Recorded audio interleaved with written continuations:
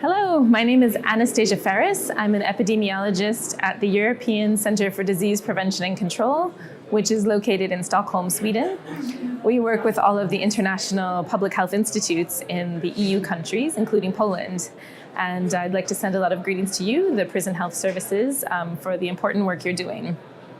I'm responsible for counting the number of cases of HIV, and my colleagues do the same thing for hepatitis and other infectious diseases in all of the EU countries. And what we have seen is that in the EU generally, HIV infections, the number of new cases have gone down over the past 2 decades in the population of people who inject drugs.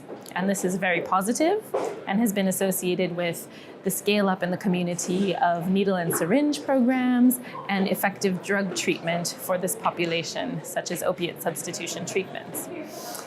In hepatitis, we've seen more testing and also the availability of better treatments, especially for hepatitis C.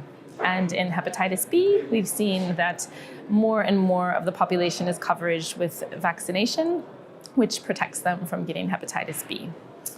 In the prison setting, we don't have very good epidemiological data to give an overview of the situation in all countries. But we do know that in the population of people who use or inject drugs, they are overrepresented in the prison population, and also that many of them tend to have higher burden of infections, especially HIV, hepatitis B and C, as well as some other infections such as tuberculosis or skin and soft tissue infections. And so your work in the prison setting is very important with regard to identifying new infections and offering treatment for those infections. Together with the prison health services, and also health promotion that happens in prisons and referrals to community services when one is released from prison is extremely important. What we have found is that those entering prison, this can be a good occasion for offering testing for HIV or hepatitis. It has to be informed so that the person knows that they're being tested. And if found positive, there should be some offer of treatment associated with the positive diagnosis. And upon release, someone should be referred to care in the community for their HIV, hepatitis C, or hepatitis B.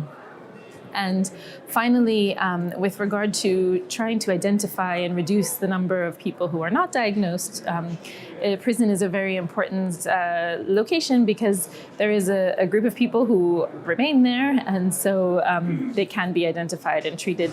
And for example, for hepatitis C, this can be a very important location for people to be given treatment and actually cured to stop the cycle of onward transmission. So that is what I'd like to say. We have a lot of data in our guidance on infection prevention in prisons. We have 2 different guidance that ECDC, together with the European Monitoring Center on Drugs and Drug Addiction, have published. And those are available in English on our website. And we're happy to answer any questions or provide support if needed. Please contact us. Thank you.